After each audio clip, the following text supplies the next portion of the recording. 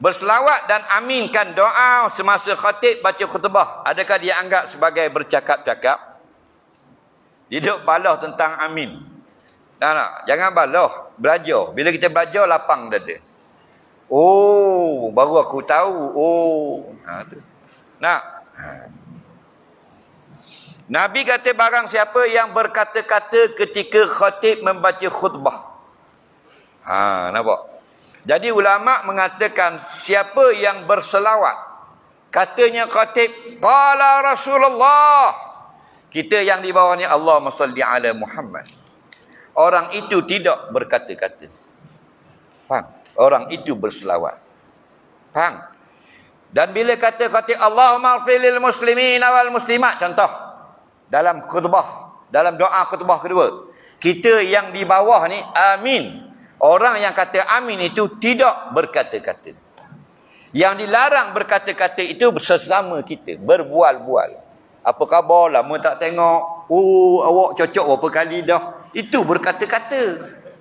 Faham? Selawat bukan berkata-kata, bukan berbual, yang dilarang, yang dimaksud dalam hadis. Amin, kita doa dengan Allah. Faham? Imam, dia pegang tongkat. Allahumma ighfir lil muslimin wal muslimat. Dia kata, kita ni amin. Faham? Amin itu bukan berbual. Amin itu doa daripada kita. Bukan kata dalam khutbah, dalam semayang pun boleh. Imam baca, nampak ayat tentang syurga. Kita pun kata Allahumma ja'alni minhum. Faham? Tengah semayang, tak batal semayang. Imam baca ayat azab api neraka, a'udzubillah, wa na'udzubika min. Dan seumpamanya minta perlindungan, Allahumma sallimni minan nar ya Allah. Tidak batal semayang.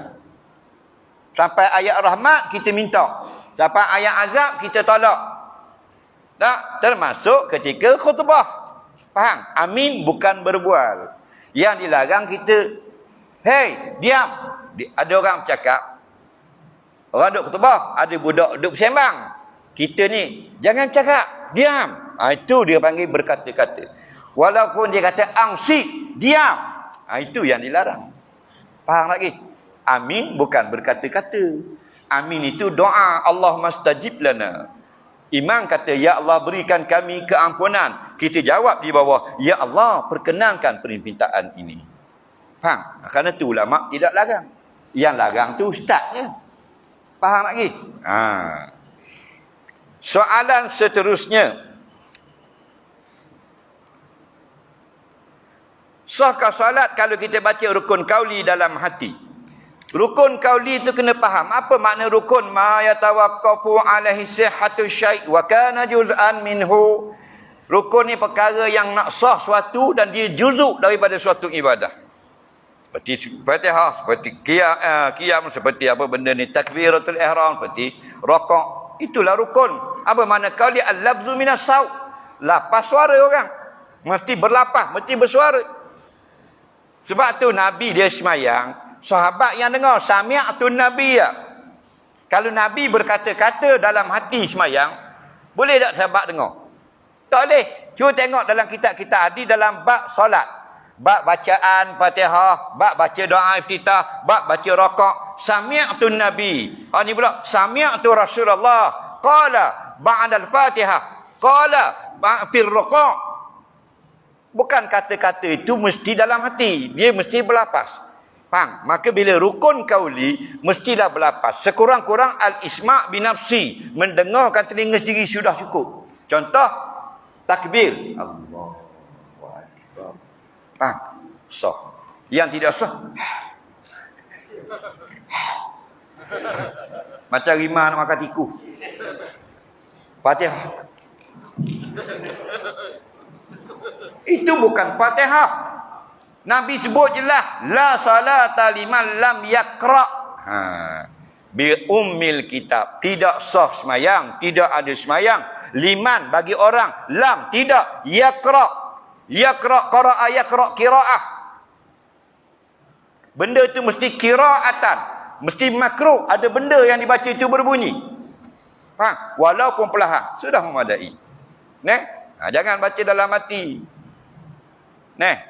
Sallu, semayanglah kamu.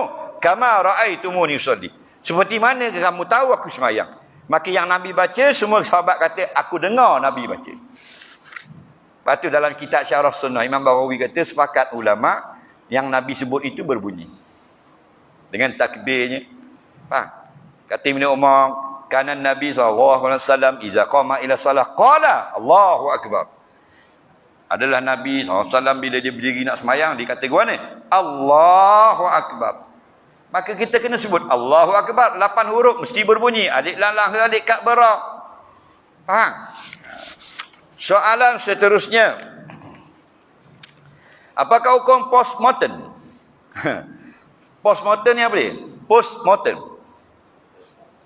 Post laju. Bedah mayat. Hukum bedah mayat ini asalnya haram.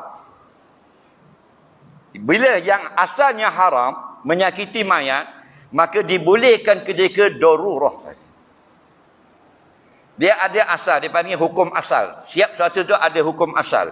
Macam solat 5 waktu, hukum asal dia wajib. Tapi kadang-kadang berubah menjadi haram. Contoh, kerana sebab datang haid. Hukum asal menyakitkan mayat haram. Tetapi kadang-kadang ada sebab tertentu berubah dari haram kepada harus.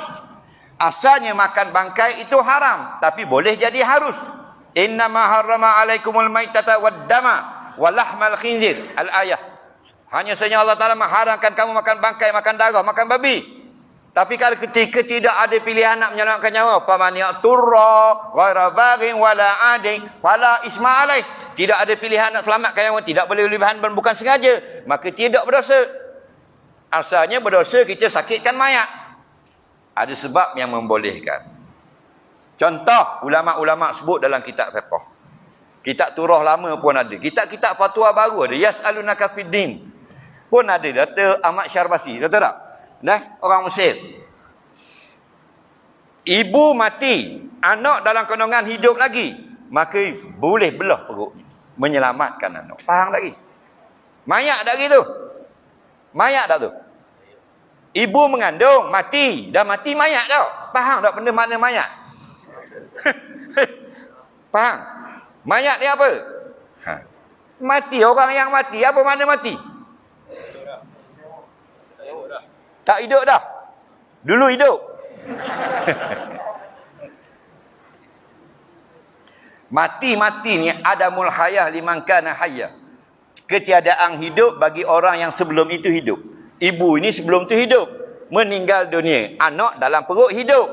Maka dibelah perut mayat untuk mengambil anak. Itu panggil dimaafkan. Asalnya belah perut menyakiti mayat itu haram. Tapi kerana anak dalam perutnya hidup, dibelah, terangkat hukum haram menjadi harus.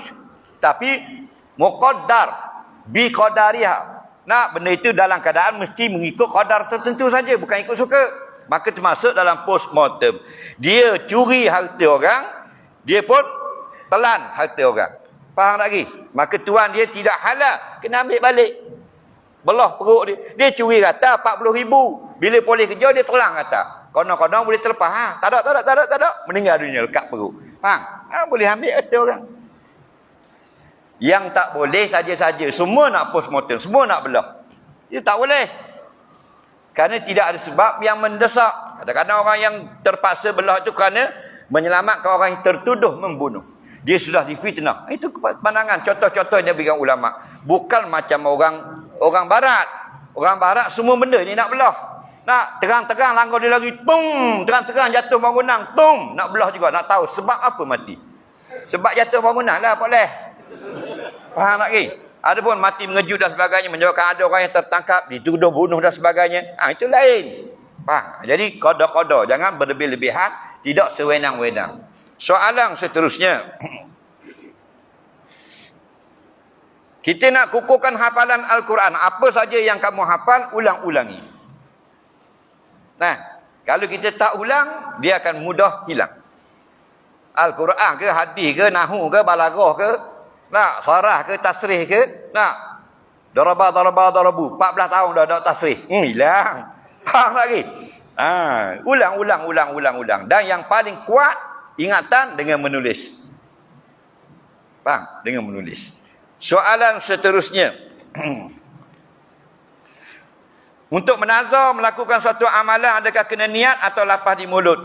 Sah dengan nazar itu dilafaz di mulut, dan kalau di dalam hati saja tidak sah menurut pendapat jumhur ulama. Dalam hati saja dia niat nak sembelih ayam kalau baik sakit, tidak jadi nazar, sunat ditunaikan. Tapi kalau sudah dilapaskan, kalau aku sangat baik daripada penyakit ini, aku bernazar sembelih seekor lembu beri makan orang kampung, maka wajib ditunaikan. Kena faham baik. Cuma ramai sekarang orang tak faham nazar tu apa.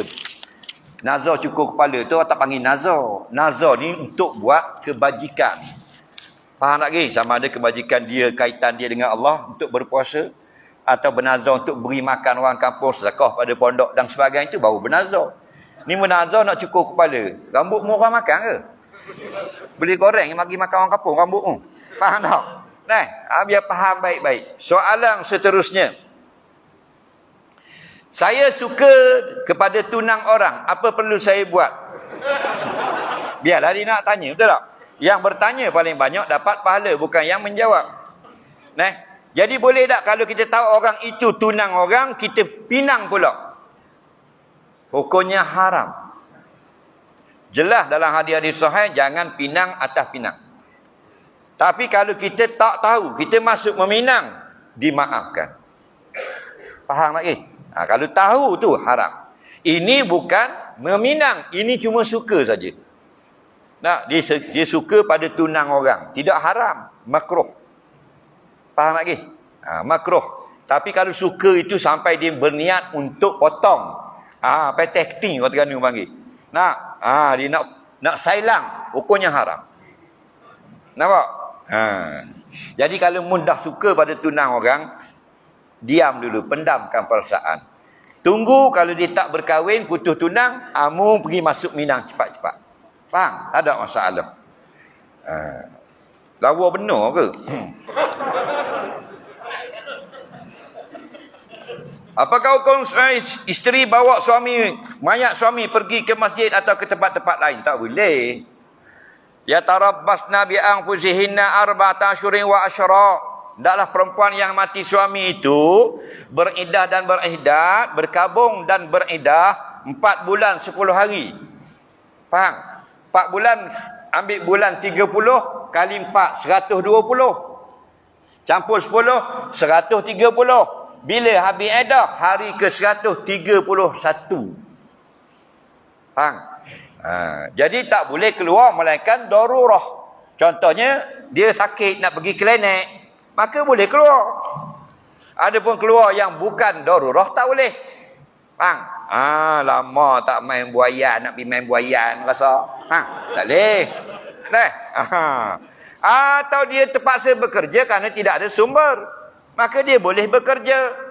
Faham? Tapi habis bekerja, terus balik ke rumah. Jangan singgah-singgah pula pasal malam kita begini, tak boleh.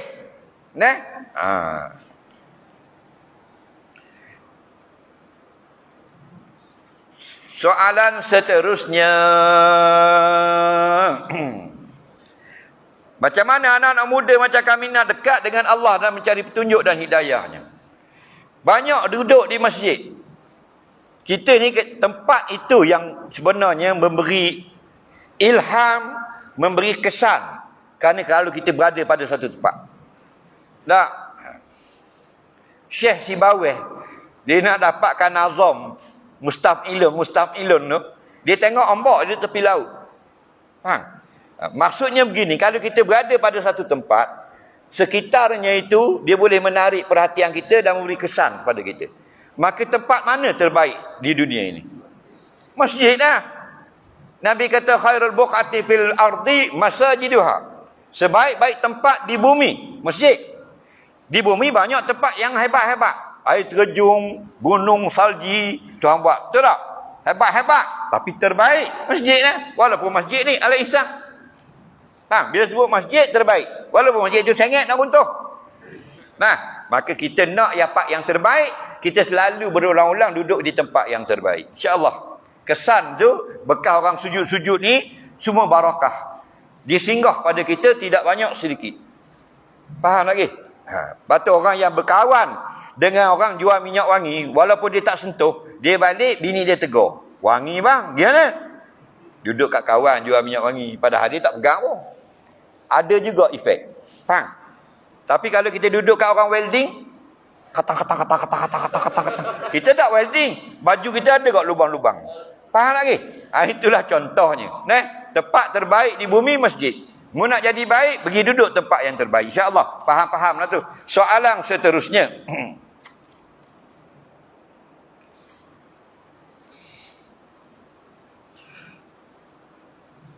Seringkali kita dengar kesalahan anak-anak kepada ibu bapa. Tapi sekarang ramai ibu bapa juga yang lara dalam perkara dunia. Adakah boleh dianggap kesalahan itu ibu bapa dalam mendidik anak dan sebagainya? Tidak kira siapa-siapa pun. Panduan kita ini turun Nabi datang turunnya kitab. Bukan untuk anak-anak. Untuk seluruh manusia. Sama dengan manusia itu bernama, berstatus ayah, berstatus ibu, berstatus isteri, berstatus suami, raja, rakyat, anak, cucu. Semuanya sama. Siapa yang membelakangkan zikrillah, maka kehidupannya itu kehidupan yang lara di dalam dunia. Itu saja. Jadi dalam kehidupan keluarga, kadang-kadang ayah, ibu bapa itu betul, anak yang salah. Kadang-kadang anak itu betul, ibu bapa yang salah. Kadang-kadang tidak ada salah, semuanya betul belaka. Dan ada satu keluarga semuanya tak betul. Faham lagi? Anak kaki wayang, ayah kaki TikTok. Faham lagi? Nampak? Jadi kita ni tak kira siapa-siapa, adinu nasihat, agama itu nasihat. Maka bila ayah kita salah, mak kita salah, tak mau pakai tudung, keluar rumah, kita nasihat kerana dia mak kita. Faham? Cuma bila kita menegur ibu bapa, kita kena ada adab. Wala tanharhuma, tak boleh tinggi suara. Nak bercakap kena kaulan layyina, kataan yang baik. Faham? Adapun kita tegur kawan kita lain, kita tegur anak kita lain, kita boleh jerkah. Faham? Tapi kalau orang tua tak boleh. Kita nak tegur guru kita, nak tegur ustaz kita, nak tegur dekan kita, tak boleh tinggi suara. Faham? Kerana ada adab-adab tertentu. Faham? Tegur tetap tegur. Soalan seterusnya. Selalu kita dengar ujian yang dihadapi oleh seorang adalah kerana Allah mengangkat darjat orang beriman. Tapi kita selalu tewas dengan ujian itu. Dan rasa kecewa dan putus asa. Minta beri panduan macam mana nak menghadapi ujian. Dia ni, dunia ni tidak lepas daripada ujian. Tak akan lepas. Faham? Tidak akan lepas. Ni tempat kita diuji. Ujian itu kalau kepada orang yang Allah kasih. Maka dia akan beri pahala dengan ujian itu. Dia ampunkan dosa. Nak melatih kita sifat sabar. Dan bila kita sabar, pahala kita sempurna di akhirat. Dalam Quran, dalam hadis disebut bala. Mindset orang Melayu ni yang silap. Sebab dia faham bala mana benda tak baik. Itu salah. Bala bukan benda tak baik. Bala makna ujian. Wa izibtala Ibrahim. Faham? Allah Ta'ala membalakan Ibrahim. Bukan makna membuat tak baik pada Nabi Ibrahim. Menguji. Faham? Nampak? Jadi kita dah nampak Allah buat benda yang tak baik bagi kita. Jadi kita pun jadi tak baik dengan Allah. Jadi su'uzan. Sedangkan Allah itu menguji kita. Menguji ni nak suruh jadi baik. Sebab tu kita dites oleh JPJ. Supaya jadi pemandu yang baik. Sebab tu kita dites oleh sekolah supaya jadi murid yang berjaya. Adakah boleh kita marah? Mana boleh periksa? Tumbuk orang periksa. Faham? Tak boleh. Mesti diperiksa dulu. Kena buat ujian. Sekolah, UPSR, PMA, pergi kolej, diploma, ada master, ada degree. Faham? Itu semua tu ujian. Untuk makin tinggi.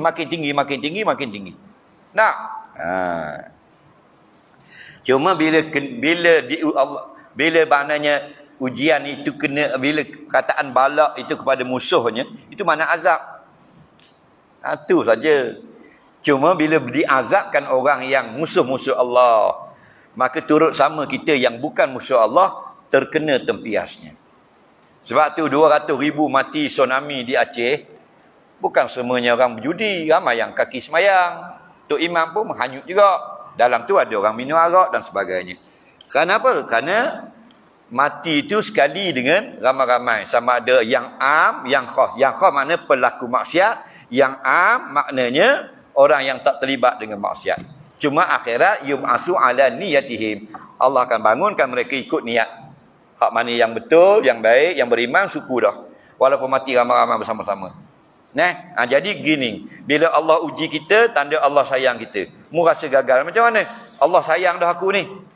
Faham? Ini semua ni kita diuji malam ni. Mari gedak masjid. Allah uji, kereta ada, mari gedak. Mari. Lulu ujian. Faham? Bini kita tu ujian, anak ujian.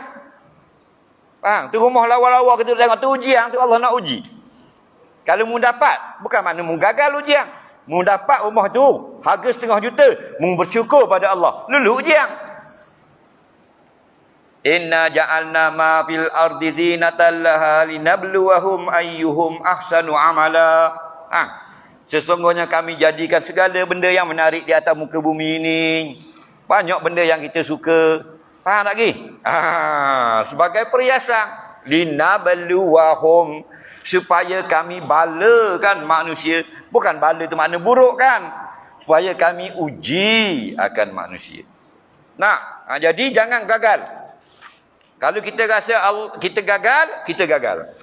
Dalam hadis kursi, Allah berfirman, ana inda dhanni abdi bi. Aku mengikut sangkaan hamba-Ku bagiku. Faham? Dia sangka aku tak baik baginya, aku buat benda yang tak baik. Dia sangka aku mengampunkan dia, aku mengampunkan dia. Faham? Soalan seterusnya. Macam mana kalau kita solat tapi masih melakukan dosa maksiat? Jawabnya berhenti. Berhenti apa? Berhenti maksiat. Jangan berhenti solat. Faham? Kita buat dua. Satu, solat. Yang kedua, maksiat. Faham lagi? Berhenti satu. Jangan berhenti solat. Berhenti maksiat. Berhenti buat lagi. Berhenti lagi. Itulah hidup kita dalam dunia. Sempurna tak ada. Dia kata hidup sempurna, tu lagu. Kau yang sangat sempurna. Tu lagu. Faham tak? Dunia mana boleh? Yang cerita lagu 3 kali menang lagu anugerah lagu cinta terbaik. Dia sendiri 4 kali bercerai. Hakikinya dunia ni dani'. Benda yang tidak sempurna, nakis. Kita tak akan dapat kesempurnaan. Okey? Kodok gitulah. Duk main gitu, pas sakit molek pula, pas molek sakit pula. Hari tu laku kedal, ni tak apa nak laku dah. Hari tu tak ada orang mai kedal, ni siapa tak nak bilang pitih. Begitulah kitarannya. Nak sempurna, no. Fariqum fil jannah. Ini satu golongan ke syurga, itu perfect. Atas dunia, siapa dapat bini sempurna? Cakap tangan. Siapa sini? Bini dia sempurna. Ada? Tak ada. Nuh akhirat. Azwajum mutahharah. Faham? Baru isteri yang sempurna. Apa makna azwajum mutahharah? Isteri kita di syurga. Tak ada tai hidung. Tak keluar inguh. Tak keluar rohak. Tak keluar ilio. Tak keluar benda lagi. Tak keluar haid. Tak keluar nifas. Tidak ada istihadah. Tak kecing. Tidak berak. Tidak ketuk. Faham? Keluar peluh saja. Itu pun yafuhu miskan, mengeluarkan bau kasturi.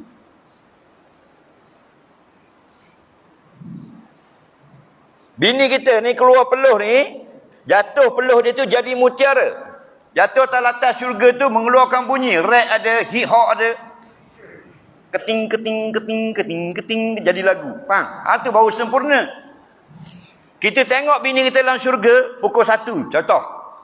Lawanya. Kita tengok lain. Tengok pula. Janji Allah yang kedua lebih lawa dari yang pertama.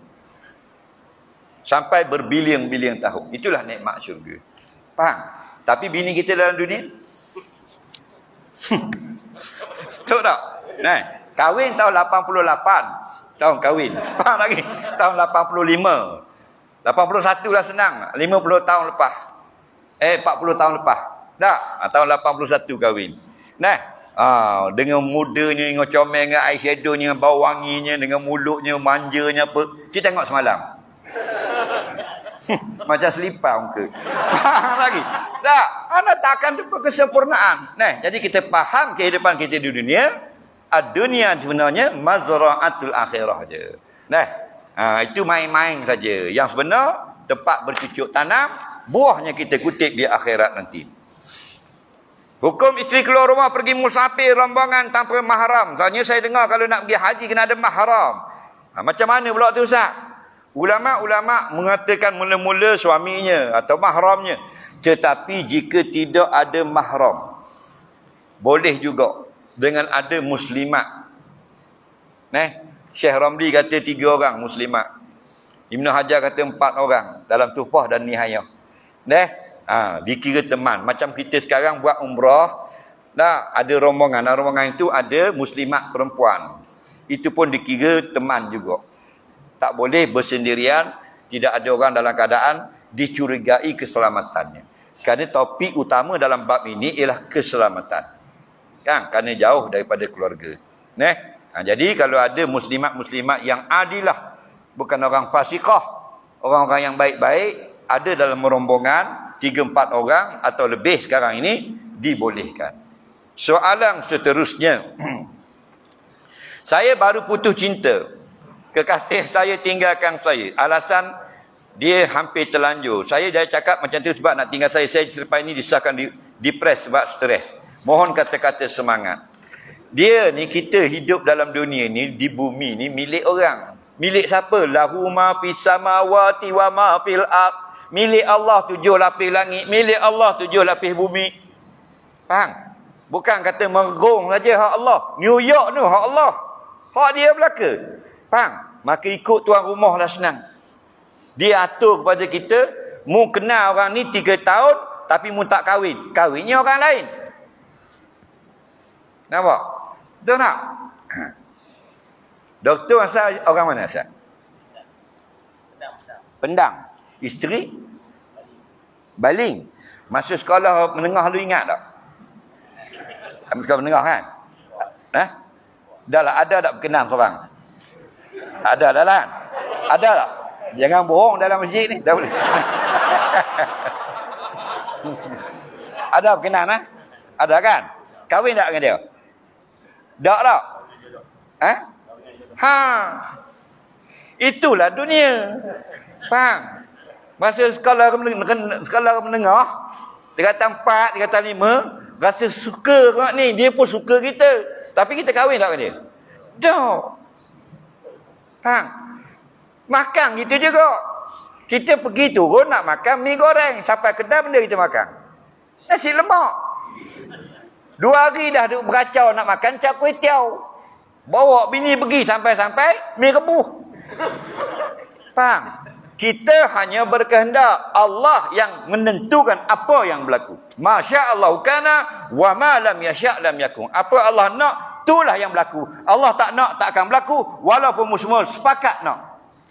Jadi bila kita jelas lagu tu dalam akidah kita, tenang kita. Bila putus cinta, ramai lagi perempuan. Faham lagi? Ni kadang-kadang sampai nak terjun bangunan. Kerana apa? Awek dia tak jawab WhatsApp. Faham lagi? Nak terjun bunuh diri. Nak terjun tu sungai Korok. Faham lagi? Nak terjun. Awak nak terjun. Ya, girlfriend tak jawab telefon. Jadi kita tunggu nak tengok girlfriend lagu mana. Macam nak cerita Titanic ke lagu mana. Sebab sampai ni nak ambil nyawa punya pasal. Tengok hitam kan. Tak. Itulah manusia. Faham? Jangan. Allah rancang, kita rancang. Tapi yang jadi yang Allah nak. Sama ada yang kita nak, muafakah, kebetulan saja. Jangan putus asa. Kalau tidak, sama kita dengan orang kafir. Orang kafir, kaya lagu mana pun, apa yang dia nak, gagal, pung, tembak kepala. Kenapa? Kerana dia pegang dengan kebendaan. Kita pegang, Allah yang mengaturkan. Apa man kana mu'minan kaman kana fasiqa la yastawun. Jangan tengok ma'arif di sukun aja. Tak sama kita orang beriman dengan orang kafir. Tak. Putus hak ni 50 lagi ada. Nah, bunga bukan sekuntum. Hak mu putus tu bunga tiap ayam.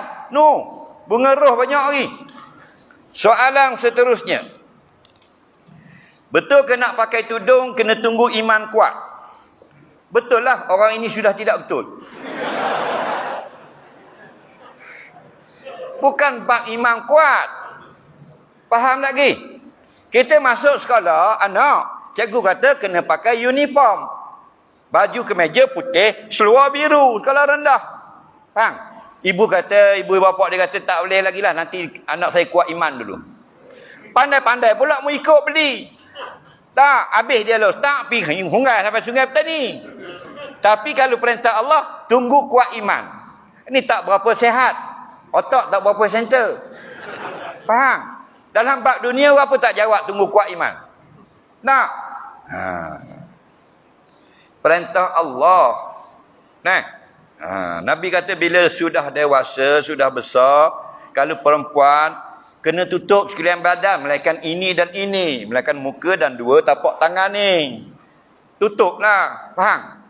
Kerana kita ini ittiba, ikut Rasul. Dan kita hamba Allah, bukan kita ikut kawan-kawan.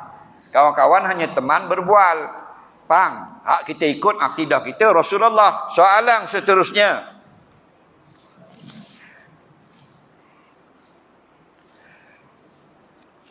Kita selalu ulang-ulang dosa, adakah Allah sudi mengampun kita? Ya, Allah sentiasa sudi memberikan ampunan sampai kita tidak mahu lagi minta ampun. Mu minta ampun, aku ampun, kata Allah. Mu tak mau minta ampun, aku boleh lagi mengampun liman yasha. Faham? Buat dosa kita ni, banyak dosa. Ingat, yang menghapuskan dosa 2 di dunia, 3 di akhirat. Ambil awal lah bagus. Pertama di dunia dengan taubat. Nabi kata, ya ayuhannas tubu ila rabbikum fa inni atubu ilahi fi yamin wa lailin sab'ina marrah. Wahai manusia, hendaklah kamu taubat pada Tuhan kamu. Aku ni sehari semalam taubat pada Tuhanku 70 kali sehari. Kita 70 hari dah taubat sekali. Lagi 70 kali sehari. Wa fi riwayatin mi'ata marrah, 100 kali. Nampak? Yang kedua, innal hasanat yuzhibnas sayyiat. Banyak laku amal soleh, insya-Allah terhapus perkara-perkara yang buruk yang kamu telah lakukan. Lepas tu banyak mari masjid, semayang, kuliah dan sebagainya. Untung kita. Apa? Hapus dosa. Nampak? Kita mari nak semayang, nak mari kuliah pun ambil wuduk lah. Mau ambil wuduk adik? Ambil kat mana? Awak tak ambil rumah?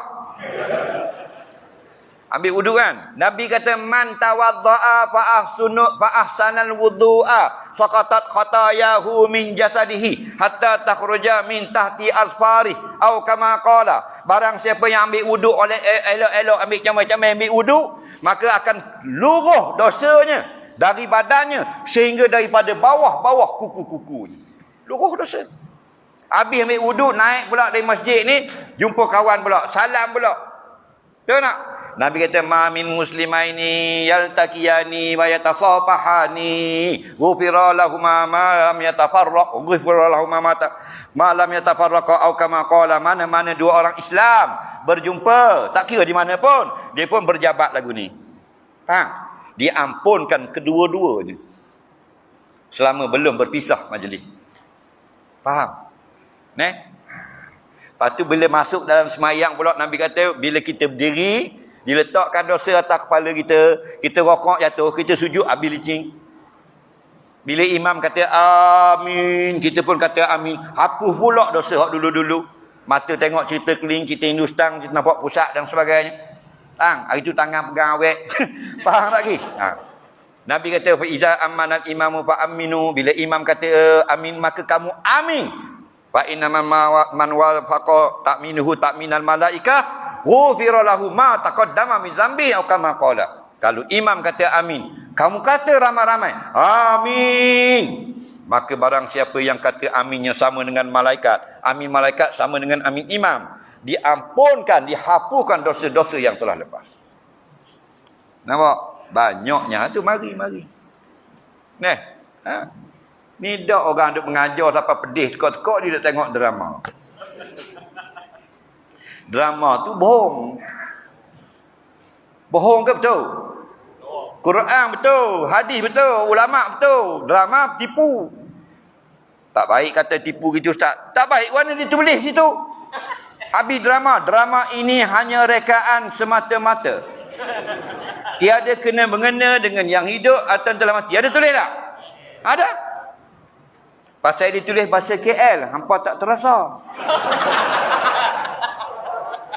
Cuba tulis bahasa utara. Drama ini bohong je, hampa semua bodoh. Faham? Tak? Memang awak tak tengok. Tak? Bukan salah nak tengok hiburan ni sekejap-sekejap. Sampai kita gadaikan dengan ilmu, jangan.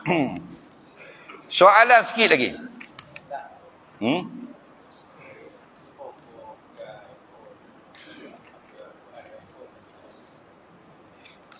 Handphone ada Quran, tak ada wudu. Kalau kita tutup, tak ada hukum. Handphone tu gelap, tutup.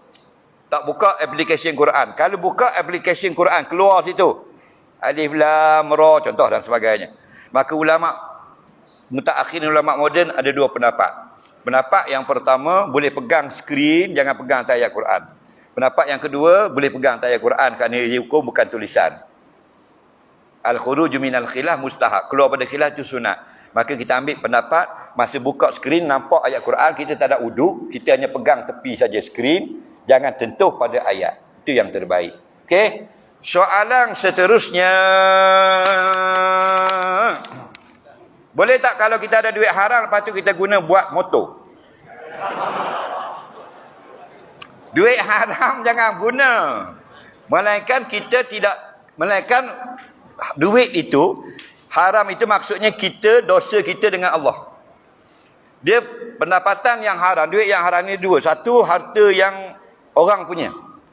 Contoh dia merokok, menyamu, menipu dan sebagainya. Itu tak boleh belanja, itu kena pulang balik. Faham lagi? Yang kedua ni, yang ada ulama kata boleh kita belanja ni, setelah kita bertaubat, yang kita dosa dengan Allah. Contohnya sebelum dia bertaubat, dia kerja penari tiang. Faham lagi? Penari tiang. Menari tiang, perempuan menari kat tiang tu, laki-laki tengok. Bukan pakai telekung. Faham lagi? Pakai spender. Jadi dapat gaji 2,000 sebulan. Itu pendapatan yang haram. Dia sudah bertaubat sekarang. Sebahagian ulama mengatakan dia boleh makan. Faham lagi? Tapi jangan salah faham yang kita tipu orang curi motor apa semua tu. Tu duit haram itu tak boleh belanja. Kena cari balik tuan atau balik.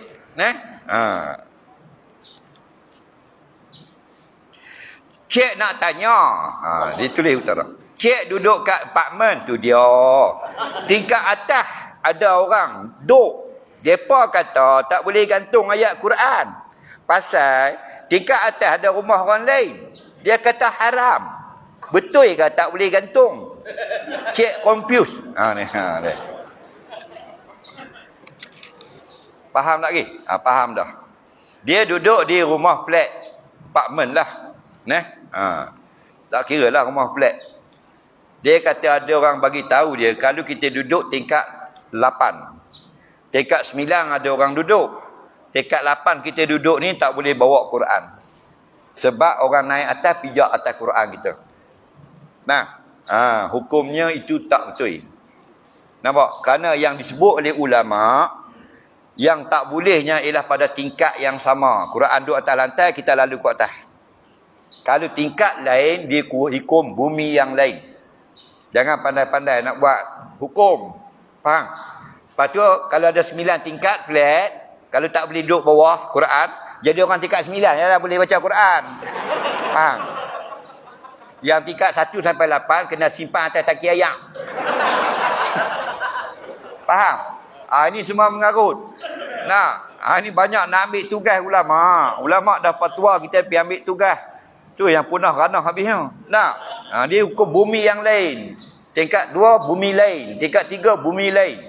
Ambil daripada fuqaha. Ini bab fiqh. Faham? Jangan ambil dengan kawan-kawan. Dia kata hang dengar mana? Dia kata kawan aku abang. Kawan hang ulama. Tak, dia kerja pasal mozek. Ini masalah. Soalan seterusnya.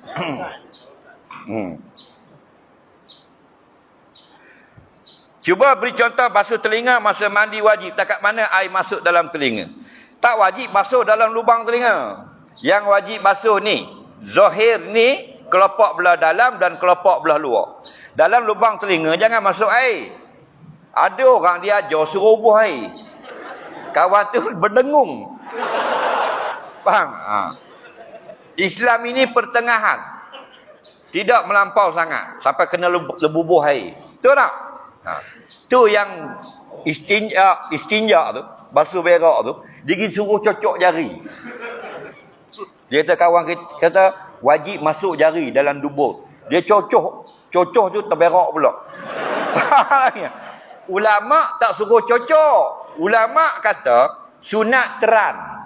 Faham tak teran? Bagi kembang sikit dubur tu dan senang gonyoh. Dia kawan dia suruh cocok. Mujuk kawan dia suruh cocok dengan jari. Kalau dia kata garpu, balik awal. Jangan ambil kawan-kawan. Soalan seterusnya.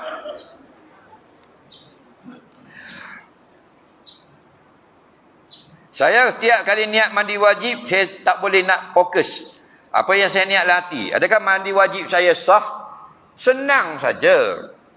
Faham? Batu dengar betul-betul. Air ni, air. Mandi wajib. Air. Mandi wajib air atas ke air bawah? Air atas. Pada ada orang air bawah. Tapi air bawah naik atas ke? Faham tak? Takkan ambil bawah jiru ke bawah. Faham lagi? Orang jiru ke atas. Jadi bila kena air, dalam hati aku mandi yang fardu. Aku mandi yang wajib. Cukup dah. Ulama dalam kitab fiqh tu dia buat misal.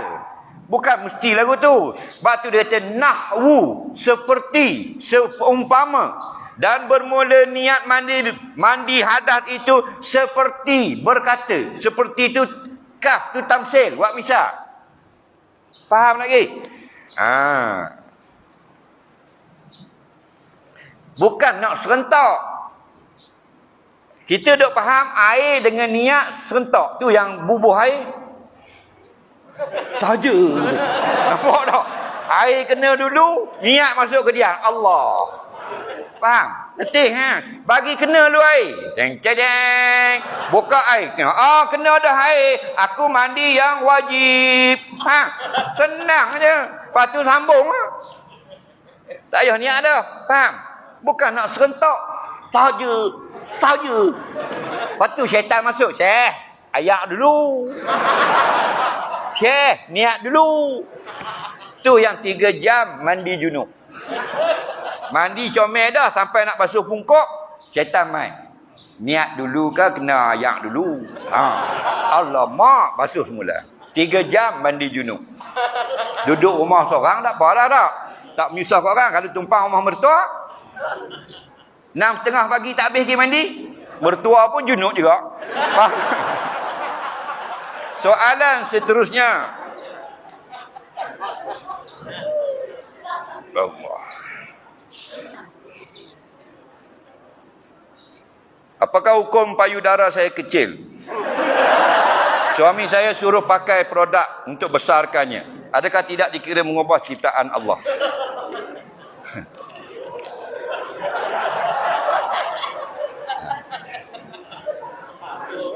Dia begini. Apa saja pembedahan mengubah bentuk badan, kalau tujuan kosmetik diharamkan, kalau perubahan yang kekal. Kalau perubahan yang tidak kekal, khilaf ulama. Sebahagian besar mengatakan boleh. Contoh, dia ubah pipi, warna pipi. Bini kita, pipi ni tak merah. Dia beli kat pasar malam. Ada tu 3 color tu.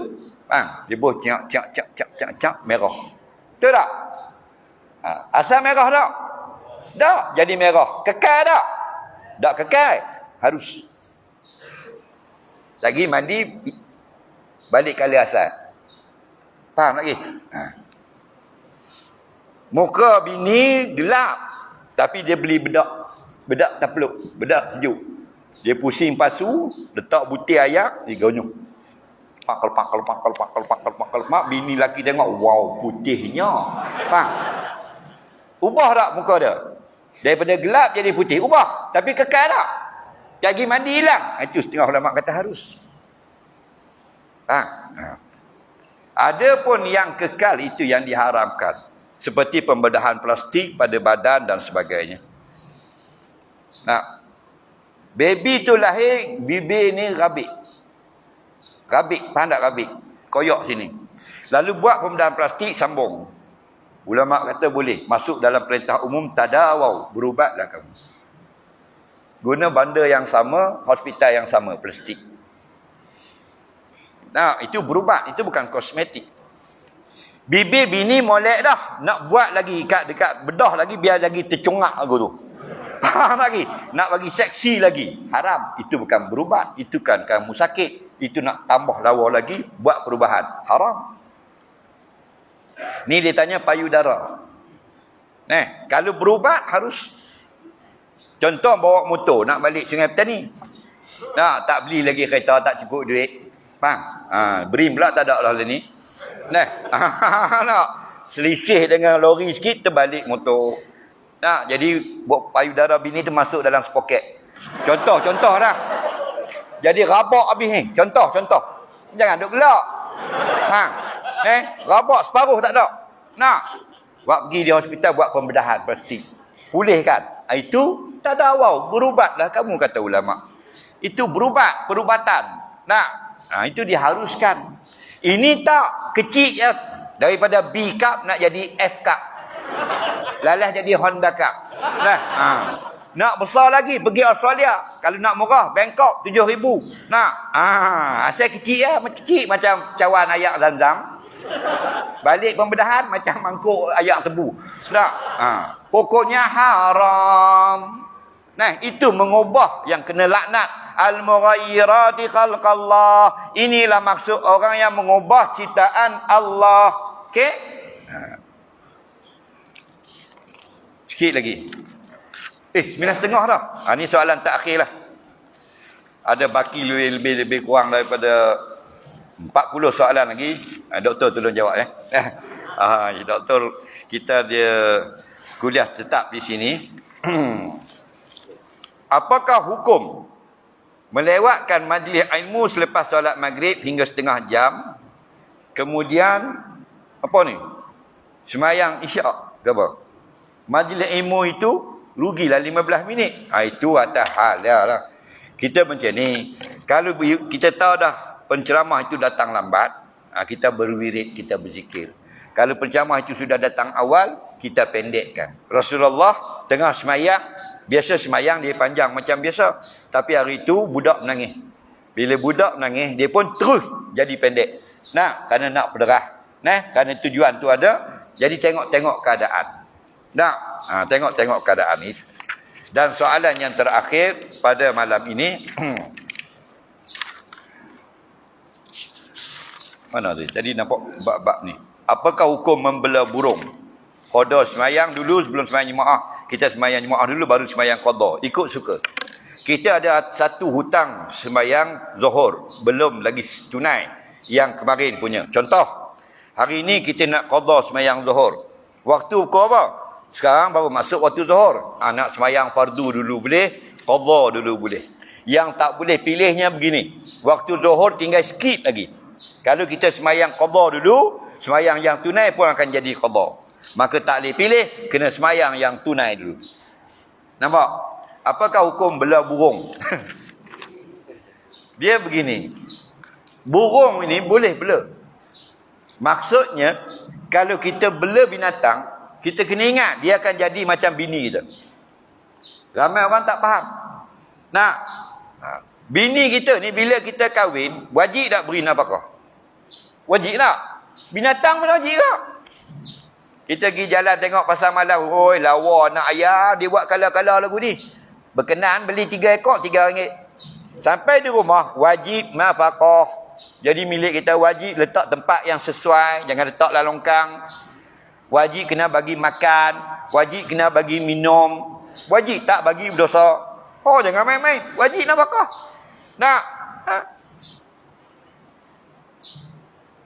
Maka burung ni, kalau kita bela, kata ulama, di tempat yang dia bebas, tidak ada makruh.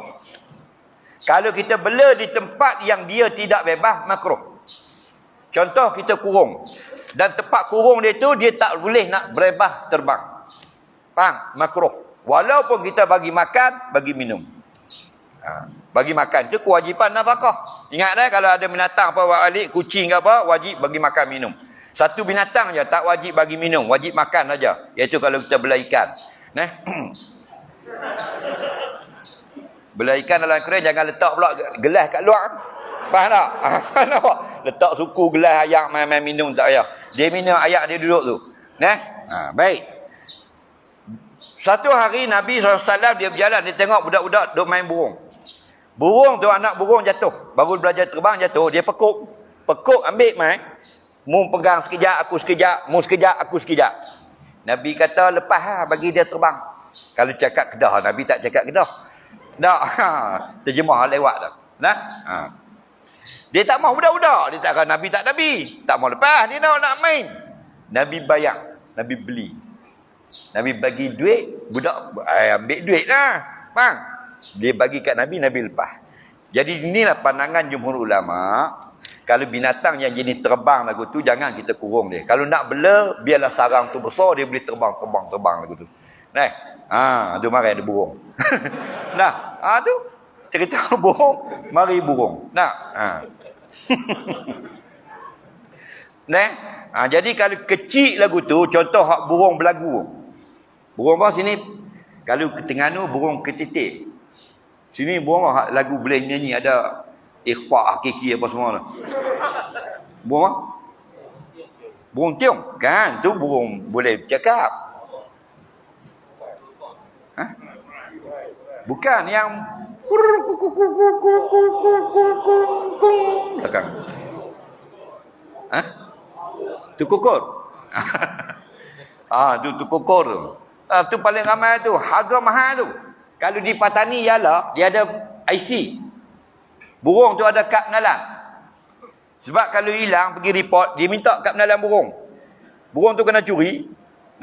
Tapi yang mahal lah, yang RM5 tak ada kad pengenalan. 80,000 sekor, 30,000 sekor tu. Faham? Tu yang pagi-pagi dia duduk mandi semua. Tuan tak mandi lagi pukul 10, burung mandi dulu. Jadi bela burung, dia nak pergi bertanding suara sedap, dimaafkan letak dalam sarang yang kecil. Okey? Untuk pergi bertanding. Dengar suara. Hukum tanding suara burung harus. Yang haram belaga burung. Sampai menangis, sampai berkoyak-koyak kepala. Hukum bela ayam laga harus. Yang haram laga ayam. Faham lagi? Dia minat ayam laga. Dia tak laga, minat je. Faham? 50 ekor ada. Tak ada masalah. Laga haram.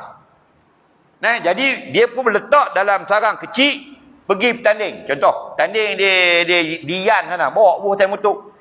Balik rumah kena letak sarang besar. Biar dia boleh terbang. Ni kita ambil sekok tu, kita kurung dalam sarang kecil. 3 tahun duduk, 3 tahun tu kurung lah tu. Ini masalah. Setengah ulama kata haram. Nampak? Bini tak ada, apa tak ada. Kalau kita macam mana? Duduk dalam, bubuh dalam zinc, tak bagi menikah. Nampak? Tadi pun nak terjun longkang dah. Faham lagi? Jadi kena faham, kalau binatang, kena beri nafkah. Dan nafkah yang kita jaga binatang ini, Tuhan akan tanya di akhirat nanti. Mudah-mudahan, kalau tidak banyak, sedikit pun kita dapat manfaat daripada majlis yang telah kita adakan tadi. Jumlah kutipan sumbangan tadi RM6,700. Alhamdulillah. Pihak masjid hanya mampu mengucapkan jutaan terima kasih. Allah sajalah yang akan membalas sumbangan tuan dengan balasan yang sempurna di akhirat nanti. Semoga dipertemukan pada kali yang lain. Terima kasih kepada semua yang sudah berpenat lelah untuk menjayakan program kita pada malam ini. Allah manfa'na bima 'allamtana. Alimna bima yanfa'una, rabbana zidna 'ilma. Rabbana atina fid dunya hasanah wa fil akhirati hasanah wa qina adzabannar. Wa sallallahu sayyidina Muhammadin wa ala alihi wa sahbihi wasallam. Walhamdulillahirabbil alamin. Assalamualaikum warahmatullahi wabarakatuh. Waalaikumsalam warahmatullahi wabarakatuh.